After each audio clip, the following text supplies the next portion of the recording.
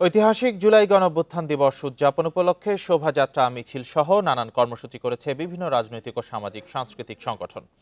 Bundle থাকলে প্রতি সেনমানিতে টাকা বাঁচবে। বিকাশ সেনমানি বান্ডেল কিনে জিতুন প্রতি লেনদেনে।